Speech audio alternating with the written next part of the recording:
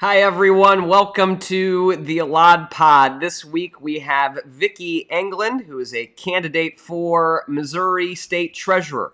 We'll be on in just a little bit. While you are waiting, go ahead and share the video wherever you're from. That way we can have more folks in this conversation. You will be able to ask your questions live. So wherever you're watching from, if that's on YouTube, Facebook, Twitter, you'll be able to put your comments right there. We'll be able to see those live and get your questions answered.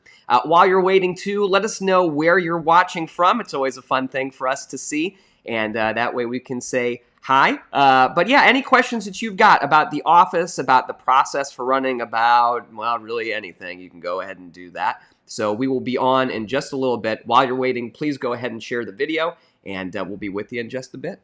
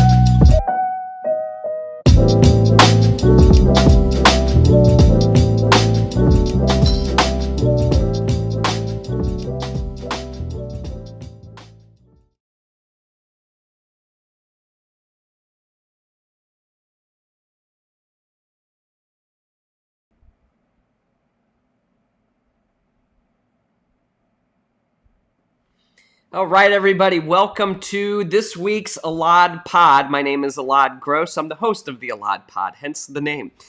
Today, we have Vicki Englund with us. She is a candidate for Missouri State Treasurer. We'll be talking about her campaign, her career in public service, and what it's like running right now, but also her ideas for the office. We've got some exciting stuff to share with you and some really interactive stuff to do today, so I'm excited about that.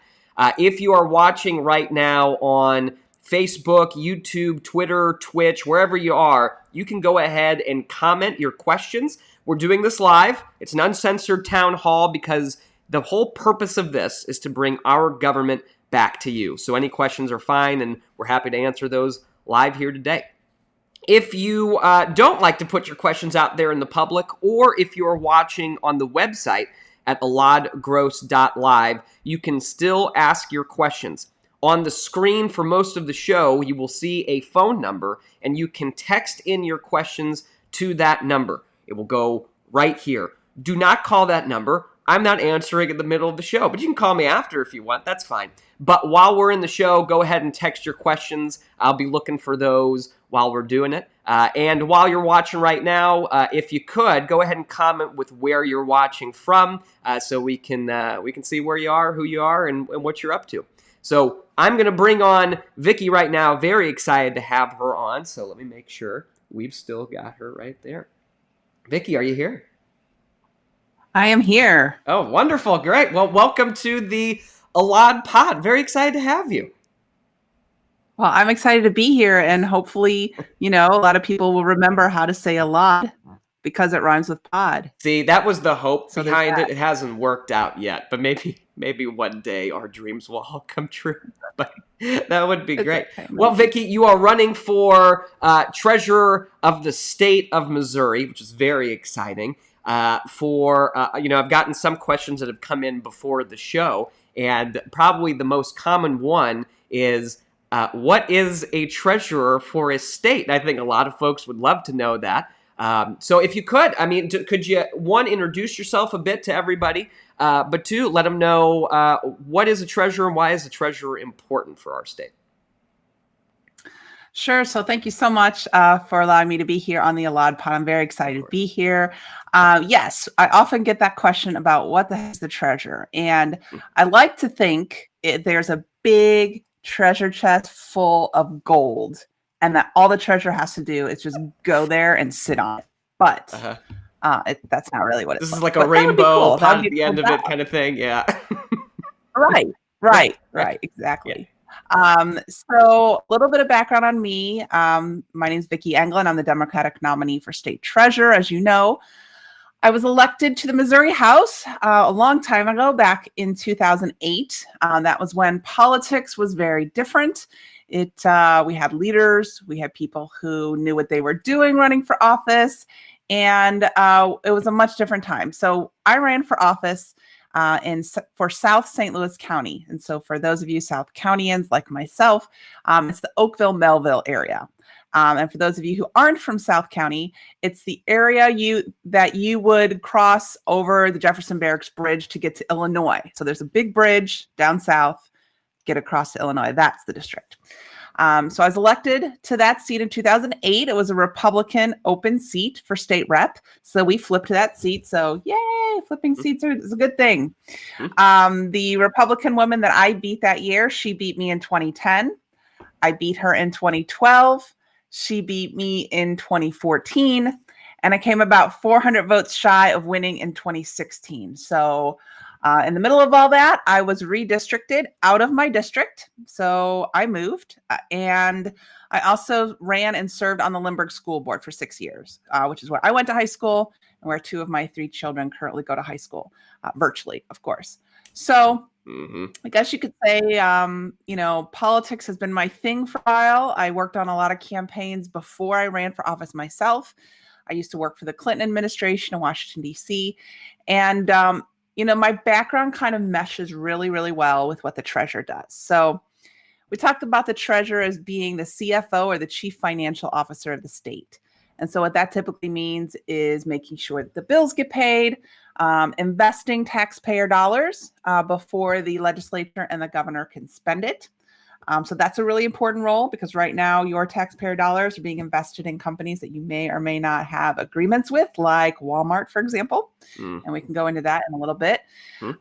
And the treasurer also does sort of a potpourri or miscellaneous types of things. Like the treasurer sits on the Missouri Housing Development Commission. So you're talking about overseeing low-income housing tax credits and other housing programs. You're talking about the treasurer does college 529 savings accounts for students. And so I'm the first in my family to go to college. I'm an advocate for public education and all education. So that's important to me. We could talk about the unclaimed property division, which is what got me interested in the treasurer's office in the first place. The treasurer also sits on the Mosers board, which is the retirement board for state employees. Also sits on the Missouri Arts Council, the Missouri Historical Society board, lots of random kinds of things. And now, as a result of COVID, the treasurer's office actually receives a wire from Washington, D.C. for the federal government with billions of dollars of CARES Act funding. So the treasurer is the one who gets that big old pot of money and definitely has some say on how it's distributed. So that is a new and more relevant thing. And I guess the last thing I'd mention that we can talk about too is small business and agricultural loans. That's kind of another component, which fits well with my SBA background. So I hope I made that sound as exciting as it really is. I mean, I'm really excited about it. I think it sounds great. But, then again, I do a show on Missouri politics and how government works. So, you might some selection bias there. Yeah. Yeah. Well, we've got some people who are watching already, folks from Patterson, Missouri. That's great. Been through there a few times, and no, that's wonderful. St. Charles, KC. So this is good. It sounds like there's a lot of folks around the state who are interested in how it's working. And I think part of the reason why we're seeing some problems in our state government, as some of our viewers are already mentioning, is because, we don't have as much engagement as we need. And of all the people, really many of the people that I know in Missouri, you're one of the best folks at getting more people into these kinds of things. And, I think the state treasurer, certainly a really important office. Could you talk, a bit about, I know you mentioned the state treasurer's office's involvement with, some of the investments for the state, but you mentioned some of the deals that the state is making. Could you talk a bit more about that for folks who are maybe a little bit less familiar with what that looks like and what that really means for Missouri and Missourians? Sure. So we have a lot of general revenue in the state, right? And so instead of just kind of putting it in a bank account or a savings account until it's spent, we need to invest that money proactively.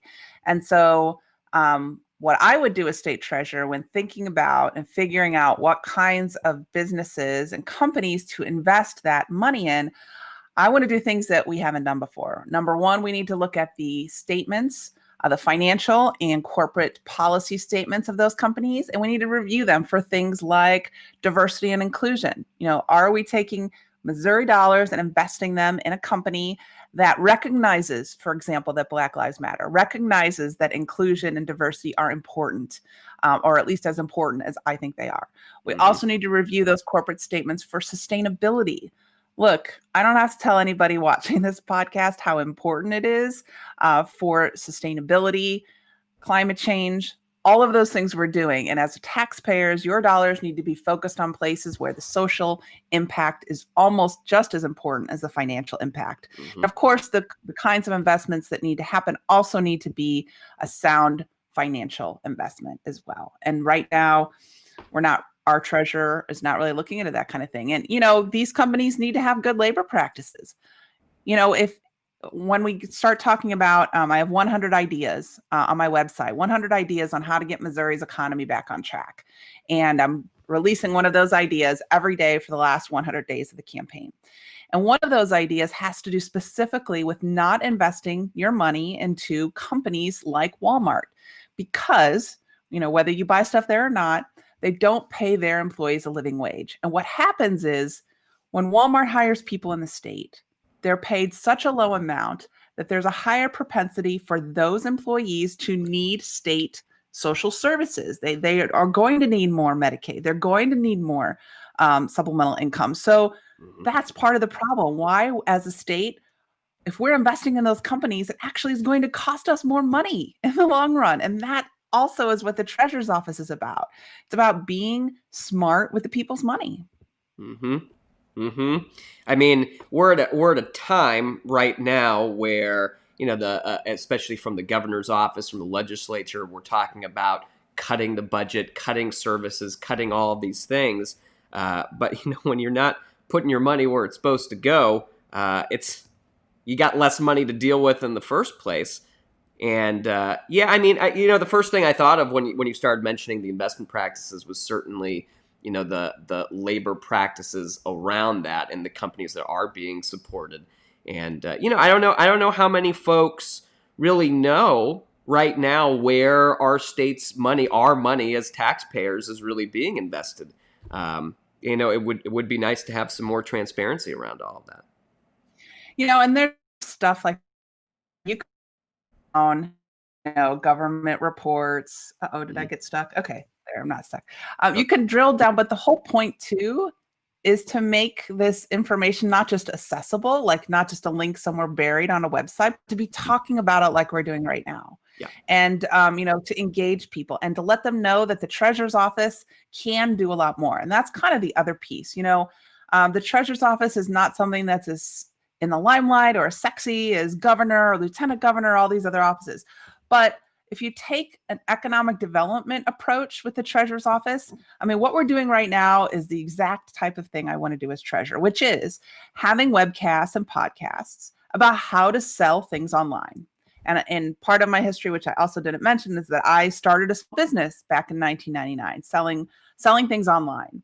And so even before COVID happened, my goal as treasurer was to help small businesses go to that next level. Go to that level of having a wider market to sell their items or to promote their business. And a lot of small businesses, and I've been working with small businesses for at least 20 years. Mm-hmm. Most of the time people start a small business because they're passionate Mm-hmm. about whatever thing they're doing. They're not passionate about the bookkeeping and the marketing, so we really need to provide those skills. And because I've been doing this for a long time, it also ties in with what I mentioned before about the unclaimed property. So the treasurer's office is the custodian of unclaimed property. And what that means is if you have an apartment, let's say, and you had to put down a deposit on the electrical panel for that. When you moved out of that apartment, your power company has that deposit and they're supposed to give that back to you. Well, if you've moved and they can't find you, they have to give that money after a couple years to the treasurer's office, and then the treasurer tries to find you to give your money back. In addition, the treasurer also gets the contents of safe deposit boxes.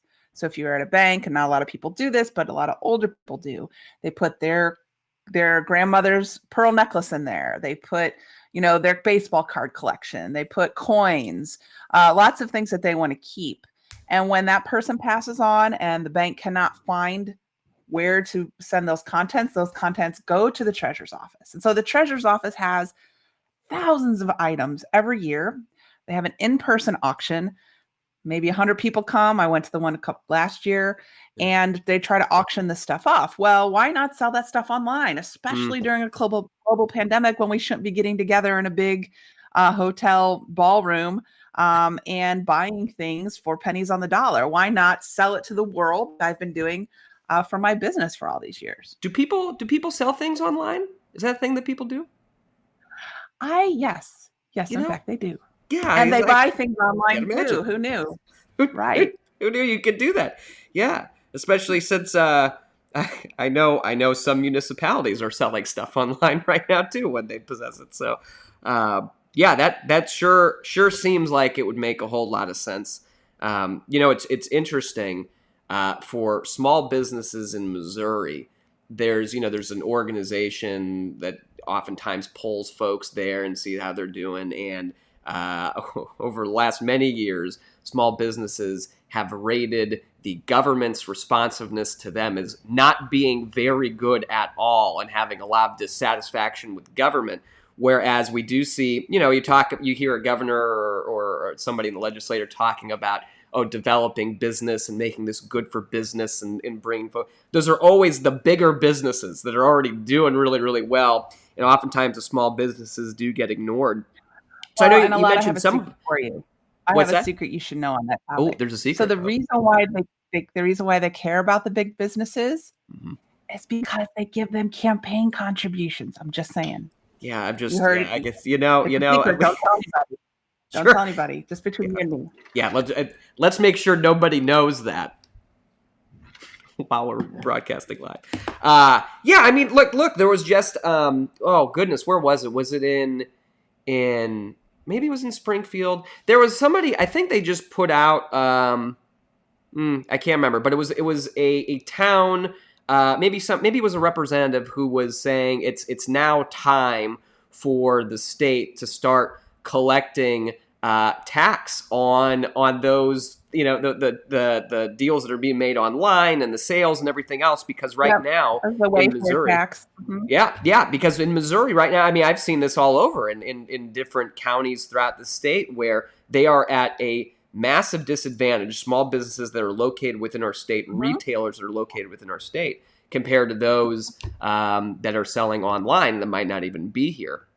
And it's decimating so much in Missouri. Ideas. Yeah. It's one of the 100 ideas too, for sure. Yeah. Oh, great. Well, you know what? Let's take a look at these 100 ideas. You said you've got them on a website. We're talking about websites anyway. We could put stuff up on there. So can we do that? Can we go take a look at your website? I think we can. I think you have the power. I have the power. All right. Let's go do this together. All right. So, wow, look at that. Your website's already up there. It's almost like somebody knew what they were going to be doing at some point. I can do, for everybody who's watching, like I'm working very hard while this is all going on. I've got like a different monitor. I'm trying to move some stuff around and get it set up so we can have a good show, So I'm hoping this is entertaining at least a little bit. But this is your campaign website, correct? Yep. Okay, great. Just make sure, I'm a lawyer, have to verify the evidence that we have in front of us. I don't want you to be on a spam website. There are those out there, folks. Make sure to check that you are on the correct one, because this one's Well, got if the I good smile just right and tilt my head, you can see the resemblance. My hair is a little different. There it is. So on here, folks they can find a way to get involved with your campaign, which is always very helpful. They can learn more about you. There's the About button, which is always great. And so you've got your 100 ideas, right? So we can click on that one. Well, we have almost all of them. Yes, a new one every day. Right. Yes. No, that's the 100 one up top here. So I'll go ahead and click. All right, great. And so it takes us over here. Okay. All right. And so this is the page. All right. What made you come up with? So, I mean, we mentioned this earlier at the very beginning. It was my first question about the state treasurer, and so many folks don't know really what it does. But what made you? I mean, I love the idea, but what made you come up with this idea of having 100 ideas to share for this office with Missourians? I think it's sort of a culmination of my kind of residual legislator-ness, right? Mm-hmm. So when you're a legislator and you're running and you're serving and you're like, oh, I really think this is a great idea. And, one of my biggest pet peeves as a person and as a legislator in particular is when you have legislators that go to Jeff City and they have these ideas and they think they're great, but they're a solution in search of a problem. Yeah. Right. So I didn't want to do that with this campaign. And given the nature of how COVID just kind of came crashing into all of our worlds a few months ago, it really gave me an opportunity because our economy was not as clearly as bad in February and January as it is right now. Yeah. And so when that started, crashing, it was like, okay, well, what can we do about it? What could the treasurer do about it? And so this was just some of the ideas or legislation that I've already introduced when I was a legislator. Some of them are just things that reading a lot, I read a lot, things that, other states might be doing, because I actually, my race has been targeted by the National Democratic Treasurers Association as one of their top 3 Democratic pickups this year. And so that led me to be looking at other treasurers and seeing what they're doing to try to get through COVID.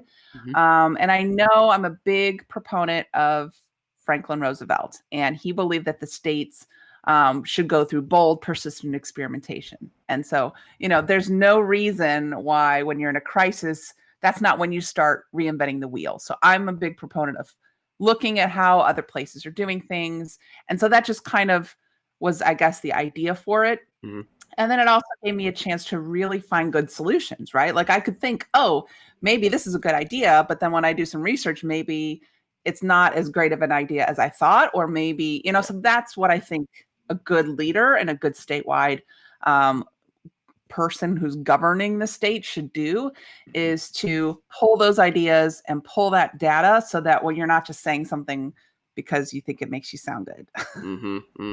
Yeah. And there's, we have a state treasurer, but you're right. I mean, lots of other states have treasurers too. And it's good. I mean, it's good to be connected to those different ideas that are happening in different places and bring, the ones that are working here. And that was the idea behind the state and the federal system was that the states could be those laboratories of democracy. Right. And so, it's really great to see that happening. So, all right, let's go here. Do you have, all right. So right now it looks like, so you're up to 28. So folks who want to see 1 through 27, they have to keep coming back to this page, right? They got to keep updating it. Okay. All right. So it's updated every day. So do you have a favorite one? Well, I could tell you what the crowd favorite is. We can talk about that one first, and then we'll talk about my favorite. So the crowd favorite has been number 62. 62. All right. Let's scroll down to 62. It's to create a Missouri dining directory to support local restaurants. Wow. Okay. And so, if I kind of thought about this one, as I'm sure you did, when you're driving around Missouri and you're on 70 typically, or whatever highway you're on, and you're like, oh my God, I need a coffee because I'm about ready to fall asleep when I'm driving, or I'm hungry And since I recently switched to a plant-based diet, I Wow. can't just, go anywhere. Uh-huh. So the idea was, well, oh my gosh, what if there was an app and it would tell you where all the local mom and pop restaurants are along your way? Because I think people want to support their local small businesses, especially during a time of COVID, right? Yeah. And so also more people are taking vacations closer to home. I think more people are more likely to get in their car, drive to the lake or drive somewhere to Branson or wherever in the state, as opposed to getting on an airplane, and flying across the country with their family. So this just seemed a win-win. And so many people have responded that is such a great idea. And actually I was on a Zoom forum with some students at Missouri S&T in Rolla last week. And one of them asked me about this idea. And they're like, well, how can the treasurer make that happen? And I said, well, you guys go to a school called Science and Technology. And I think people your age, also known as kids, but I try not to call them kids, that you guys just make apps. You can just make apps. That's what you guys do, right? So why not have a contest? Right? Why not have an app contest sponsored by the treasurer's office? Have students from around the state submit their apps when we pick one, and then awesome, right? Or we can also have interns in the treasurer's office. I have a lot of ideas for interns. I did a lot of internships when I was in college. I interned for Dick Gebhardt's office when he was the majority leader back right after the flood of '93 during the NAFTA debate. I interned at a public policy research institute when I did a semester abroad in Brussels. I interned with Stateside Associates, which is a state legislative monitoring firm. So I also want to integrate the students and these internships with a lot of implementation of these ideas. Yeah, no, that's really, I mean, this is great. I mean, I was an intern with the Attorney General's office before eventually working there as an assistant attorney general. I mean, just the experience and the opportunity to be able to do that and making sure that those internships are accessible to more people, I think is such a good way to get more folks involved in our government, especially folks who, unfortunately, oftentimes aren't really represented very well. But it's a really good entry point for so many folks to see. I think of a friend of mine who I went to law school with, and he was actually a musician before from D.C., and he came to be, he got screwed over in some deal or something, that was some music deal, and he was like, I'm never gonna let that happen again. I'm gonna go to law school and figure this thing out. And he interned with the public defender's office and dropped everything. Now he's a public defender, and he's just totally dedicated to doing that. But it was because he had that opportunity to intern with a government entity that changed his life, and he saw what it could be instead. So obviously those experiences are important. Yeah. No, this app idea one we talked about. Oh, go ahead. Go ahead. No, you go ahead. The app idea. I love the app idea. It's something that I'm, when I was talking about what the Attorney General's office could do, the idea of an app came up a lot in order to kind of streamline what our government's doing. For that, it was more. It was not as nice as this. That one was more, if you have a complaint about something and you want to report a consumer protection complaint, then you could go ahead and do it. But, it's interesting. It seems like Missouri state government doesn't have too many ways for folks to plug in using the technology that's been readily available for a while, but that's out there. Doesn't have too many ways for folks to plug in where we are right now. With these kinds of services. And I mean, I think this goes even, I mean, this connects not only, I mean, us with our government, but also with small businesses here in Missouri to promote Missouri business. I think this is a good idea. Mm-hmm. Well, I hope so. And the whole part of Missouri government and modernizing it, I found when I was a legislator, is like you said, there aren't a lot of ways to plug in, because when you have a plug to put into the Missouri side of that relationship, they are so outdated. I mean, pick a department. It is so outdated. I mean, there's so much updating that needs to happen, and that's going to take money. And the way that the Republicans have tax cuts to give all the money back, and they talk about running government like a business. Running a business means you need to have revenue in order to pay your bills and keep your business going. So if you don't have the revenue to keep the state going, you're going to fall behind and get further and further away from the people because you can't interact with them. Yeah. And that, that's an ongoing concern. Yeah.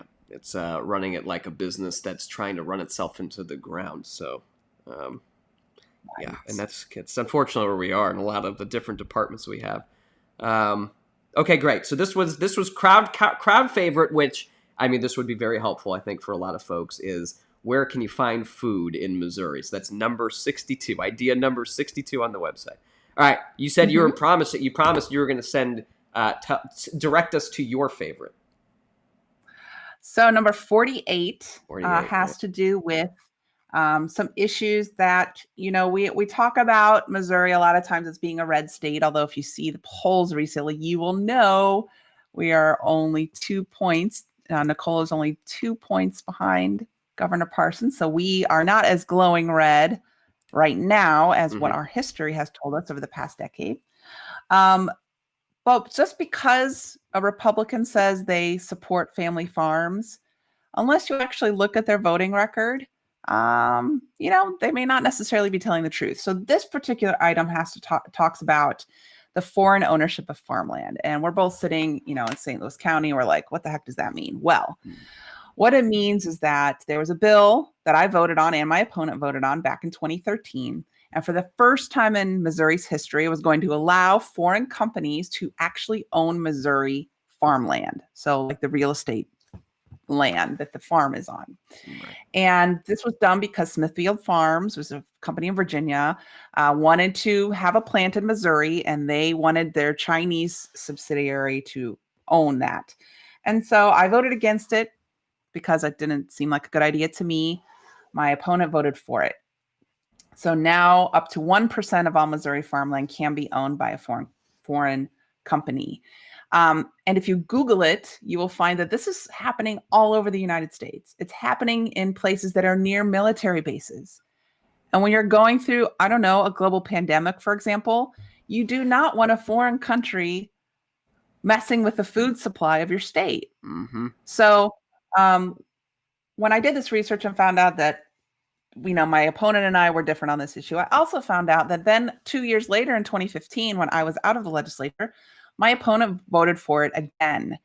And then he got a couple $1,000s in campaign contributions. So to me, that's not someone supporting America or Missouri or family farms. So we have a video that you could play.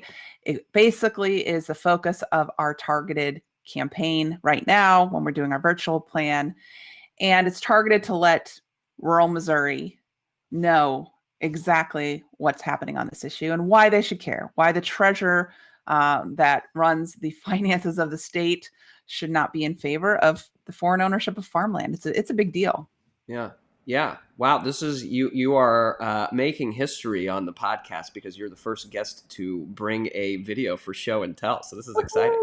Okay. So wait, so I can go to the video. I click the link here and it will take me there. It says my opponent. Yeah. Yep. Okay. All right, I'm going to click it. Let's find out.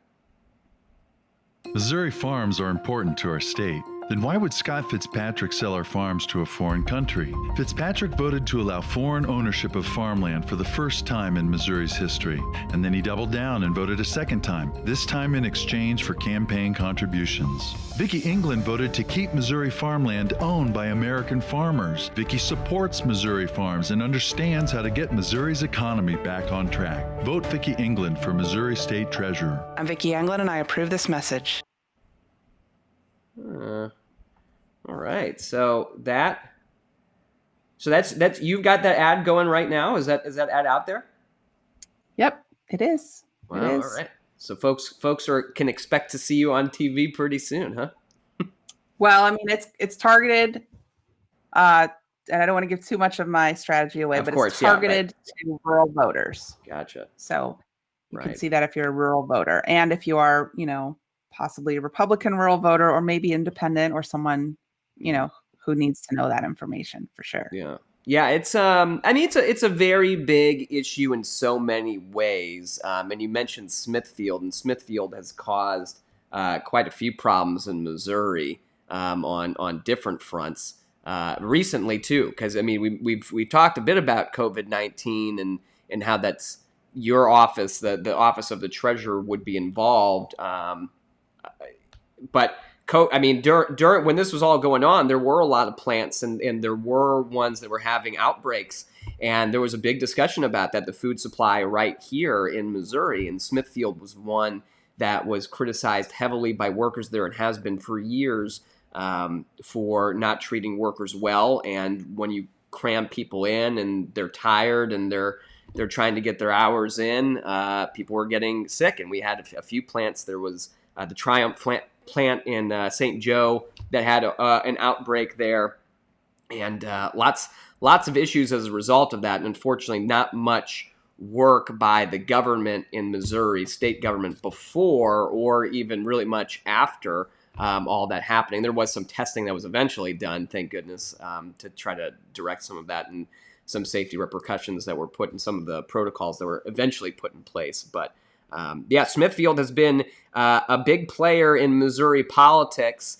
even after their sale to China, and right now is still donating substantial sums of money to folks in our government. And I'm not really. I guess that you got some, the American subsidiary or something, and that's how they're able to justify and make that legal. But foreign donations normally are not permitted in our government and our political system. But I suppose if you're a big corporation and can afford a bunch of lawyers, you can find a way around that. So no, it's good to see that you're highlighting that issue.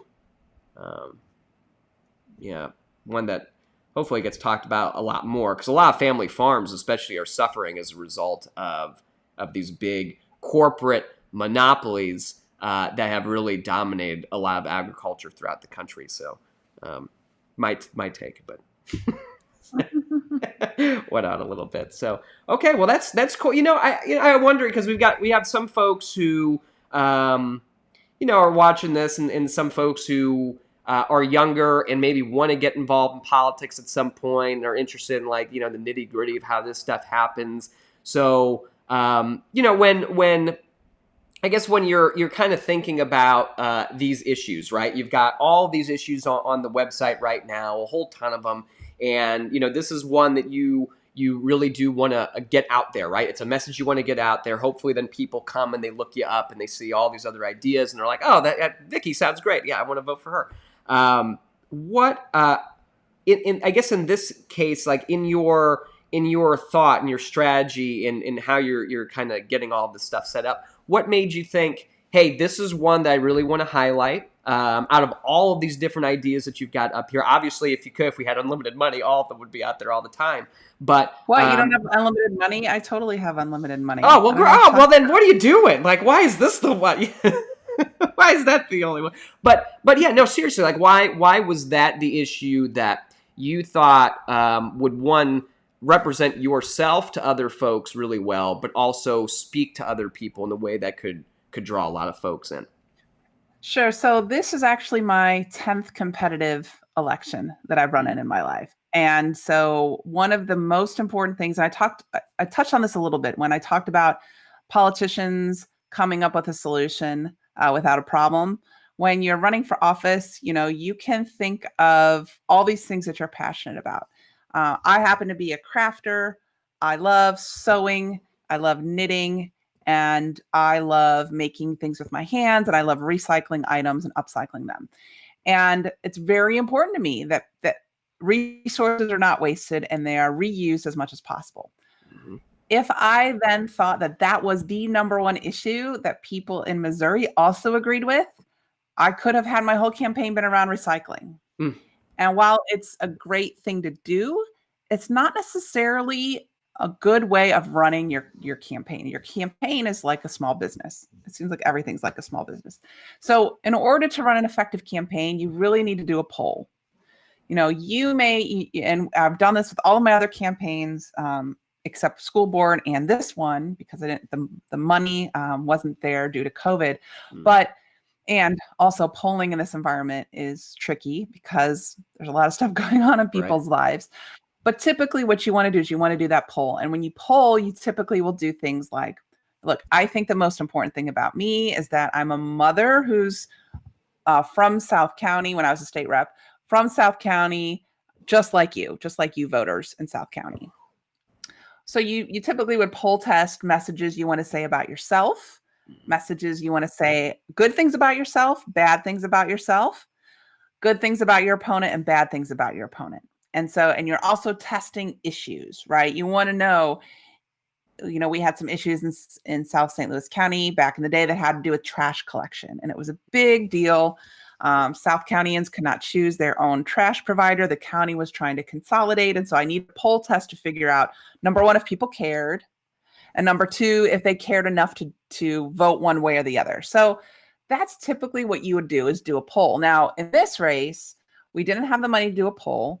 And like you said, the treasurer's office is kind of one of those things that nobody knows about anyway. So it's hard to say, what is the most pressing treasurer issue you have when you call people? So what we did is we actually were donated a poll from the Missouri Democratic Party.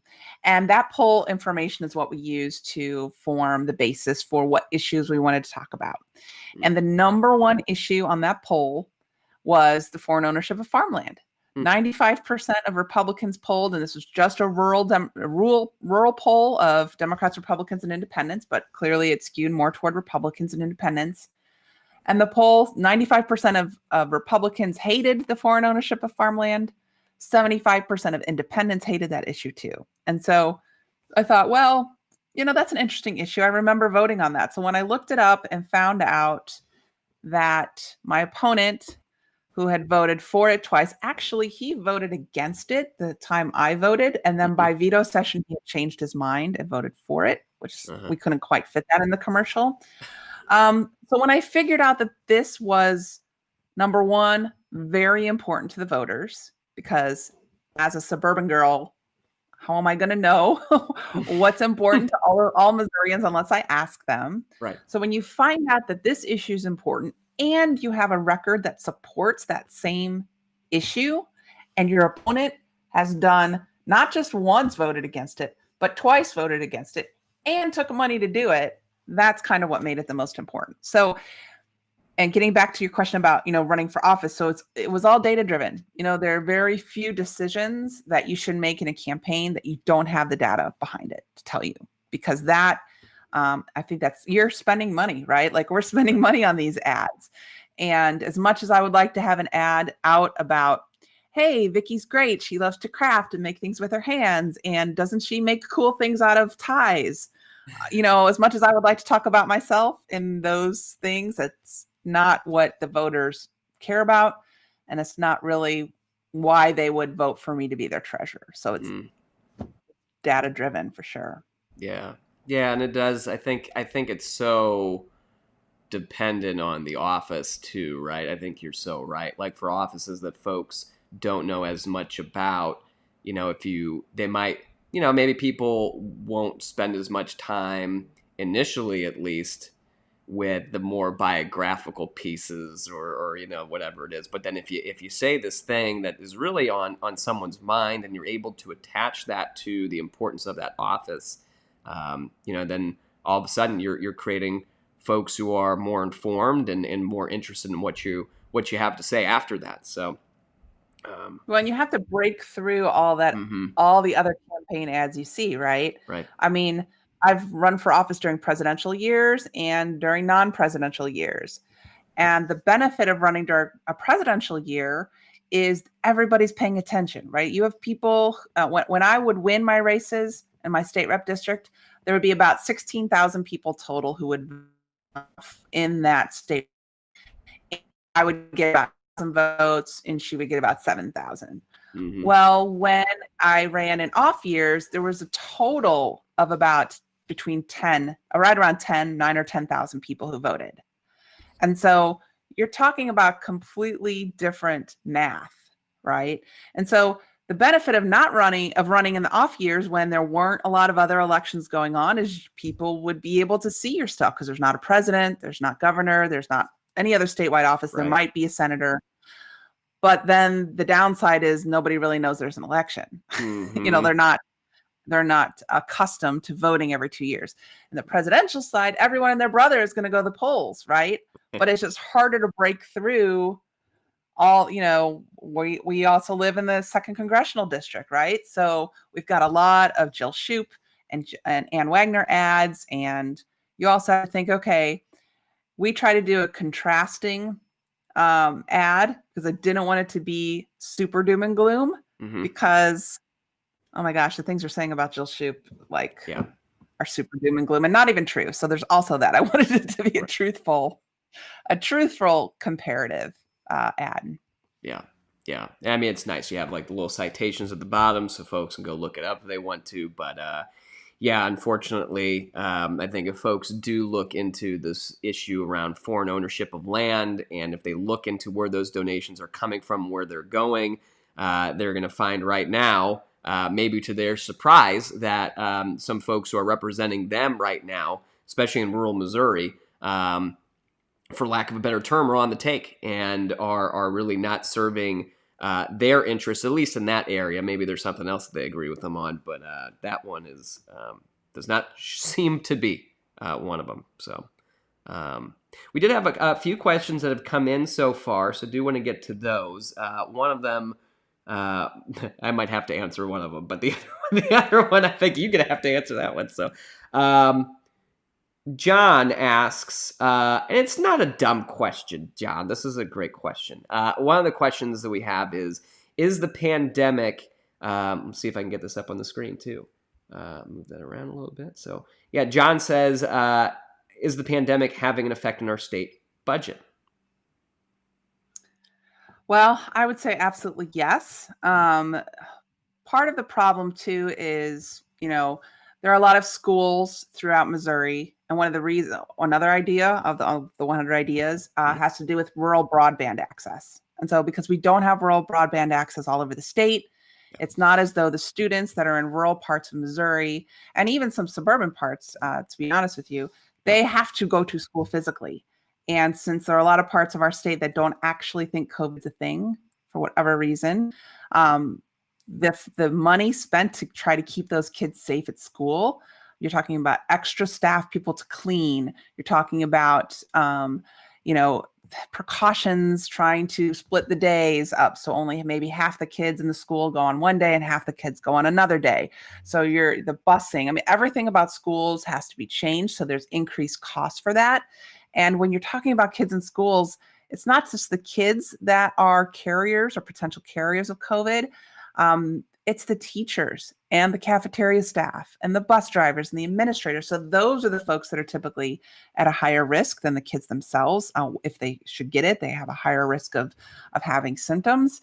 And, a lot of people were also, because the tax due date was moved from April 15th to July 15th. The state still had money that they needed to spend during those 4 months. So there was some CARES Act funding used by the treasurer as a temporary way to start paying some of those tax checks back. So there's some manipulation of funds that needs to happen.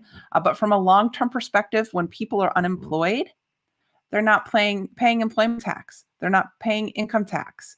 And I was talking to someone in the hotel industry a couple days ago, and he said, look, when people aren't coming for tourism to the hotels and the hotels have to shut down, whatever lender is owed money by that hotel, they're not getting paid. So if the businesses can't pay their lenders, the businesses also can't pay their taxes.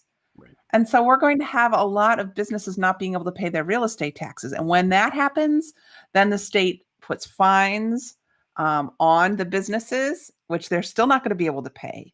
So we kind of have, we have some immediate destruction of the budget right now, but the longer term effects of having so many people unemployed and so many businesses not making revenue, that problem is going to start hitting in probably second quarter of next year. And it's when you don't know what your revenue is going to be for a state, it's very hard to plan your budget. Right. Yep. We've seen some of the withholdings already being done. Some of those have been released to some degree, but it's had a very significant impact. And I mean, you mentioned rural broadband, but yeah, that's I think we're seeing again in a very clear way what has happened because we really haven't invested in infrastructure and so many of the things we certainly should have been doing up to this point, and it's left unfortunately a lot of folks pretty vulnerable, especially in areas that our government continues to ignore over and over again. And rural broadband is certainly one, especially with what's happening in schools right now. So yeah, John, great question. Not dumb question. We don't have dumb questions on the show. Okay, every once in a while we do. That one was no dumb answers. There are no dumb questions. There can definitely be dumb answers. Yeah, That's what my teachers we've had some of those on here, don't you? Mostly from me, but you know. All right, let's see. We've got some questions about the ballot changes, and yeah, that was one that for those of you who follow me on social media, I was very much into. But one of these, let's see, from Patterson, Missouri. Great. All right, put it on the broadcast. What about the Attorney General having the mail-in ballots having to be delivered to the polls instead of being mailed in? So that was was a little bit different. We've got an interesting voting system right now in Missouri. So, okay, look, if you want to vote, you should vote. Everybody should vote, whether you want to or not. Just go vote. Go do it if you can do it. It's not that difficult to do. Unfortunately, we're getting a lot of confusing messages, and you see these charts, and you can get a little overwhelmed. And, I put out these charts to try to make it easier for folks, and I hear from some people, it's like, wow, this was really overwhelming. It's not, okay? You can vote, and you can go do it. You can do it right now, in fact, at your local election authority. So I know we're not on election day yet, but you can vote absentee. You can do that in person. You go to your local election authority. There's resources that I can share on the website and everything. I've done that many times on here, and we've got folks who come in. But you can also vote by mail. And there were two ways to do that. There's one called absentee voting. Everybody's familiar with that one, but you have to choose one of these 7 different excuses. And you have to, expect that one of those will be true on election day. If it ends up not being true, that's okay, as long as the day that you decided this is the excuse that works for me, you expected it. That was what was going to happen. So you can vote absentee. You can do that by mail. You can also do that in person right now. You can do that and request it by mail and then have it come in, and then you can turn it in person. All good. During this whole COVID-19 crisis, there was a little bit of a change that was made to allow anybody in Missouri to vote without having an excuse and to do that by mail. So that way, not everybody would have to go to the polls. We would reduce the number of folks who'd have to be there. You could do it at home safely. If you had an issue or something else, whatever it was, you can go ahead and do it. And those were called mail-in ballots. So you have absentee ballots that can also be mailed in, and then you had mail-in ballots that could only be mailed in. So unlike the absentee ballot where you'd have to go and you could choose, after you're done, you could choose to turn it in person, or you could choose to put it in the mail. Mail-in ballots had to go back through the mail. And obviously, as you might be thinking right now, well, what if I got confused about which one I had? I wanted to drop it off or whatever it was. So there was a lawsuit, and that lawsuit went to a federal court, and a federal judge just yesterday said, you know what? That is confusing. I'm not sure why there's a distinction there. So, no, you can go ahead and drop off your mail-in ballot too, especially if, you're getting very close to the deadline. Go ahead and drop it off. What's the big deal? So that's what the federal judge said. Unfortunately, within minutes of him saying that, our current Secretary of State, who seemed to kind of not like how this, like he thought it was confusing too and was complaining about it, all of a sudden puts out this statement about how this is a terrible ruling and I want the Attorney General to immediately appeal it. Well, he immediately appealed it. And so now the Secretary of State and the Attorney General are arguing that you should not be able to drop your mail-in ballot off in person because there's some safety and security issue with you doing it yourself in person. Yeah, so that's the face that I was making all day yesterday. So you know how you fix all this? You know how you fix it? How do you fix all of this, Vicki? Tell me. People who are watching us politicians are like, you guys are all the same. You just make stuff crazy and you make it difficult. And that way you guys are the only ones that know what's going on. Well, this is the thing. You have to vote the bad guys out. That's my secret of the day. Like, I served in Jefferson City. I know what it's like working with the other party. Now, there are bills that I've passed in a bipartisan fashion, and that's great and that's good. But at the end of the day, if you don't have someone sitting in that chair representing you who understands that voting is voting, then you have no right to complain about it. Yeah. So like we the other reason I'm running for state treasurer, and I could touch on this, is because I've seen the Democratic Party disintegrate over the last decade. And I've seen us not recruit candidates to run all over the state. And when you don't have a Democrat running in your state House or state Senate seat, then rural Missouri looks at you like, well, where are you?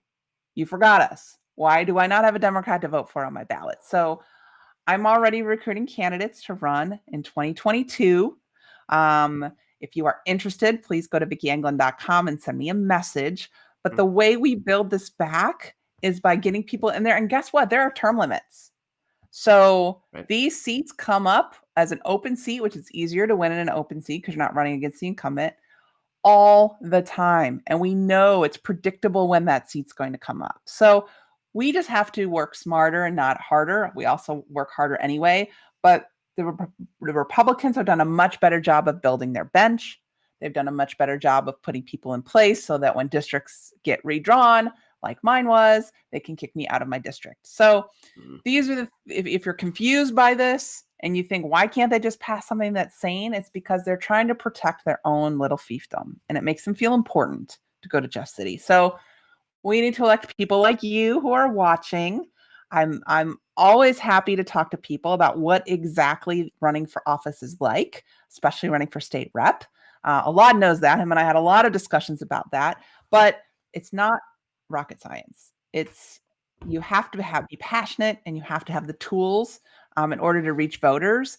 But this is what we have to do. It's what the people of Missouri deserve. They don't deserve a bunch of guys sitting around keeping their own worlds secure and tight and not, talking to people. They that power that they think they have is all that they want. So if you want to help people, I don't know, protect the right to vote and make it easy and simple, we have to get more Democrats elected. That's how our system works. And we're going to have a blue wave. I don't know if I told you that, Elad. There's a blue wave coming. It's coming. And so when it gets here on November 3rd, there are going to be so many people that are like, oh my gosh, I want to be a politician now because look, Democrats can win in a red state. So the time is now. That's all I'm saying. I'm just saying the time is now. I mean, it's so, in Missouri, it's become so skewed towards one side. So, I mean, you might be a Republican watching right now. And in fact, we've had Republicans on our show before, including folks who work in this local election space and who want to see reforms. They want to see changes. They know that this is bad and it could be so much better. And they've been calling for that for a long time. And in fact, did that right here with this audience that was watching. And you don't see that change because there isn't enough balance in that government right now. And certainly that would bring a lot of very important changes overall. So I hope, for folks who are watching, wherever you are, really consider that, maybe I didn't know a Democrat thought this, or maybe I didn't know that a Republican thinks that some things need to be changed because the other ones are telling me it doesn't, and this is the way they want it to stay.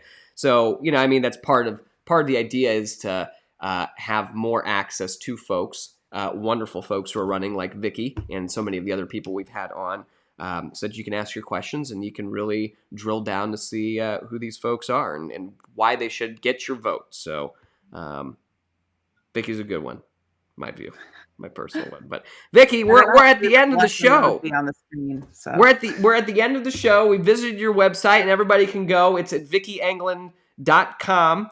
So you can find the 100 ideas, and we're promised 27 more. So that's exciting. But Vicki, is there anything that you would like to leave us with here in our final minutes? So if anybody's feeling anxiety about COVID and we're not really sure how we're going to get through the COVID situation we're in, right?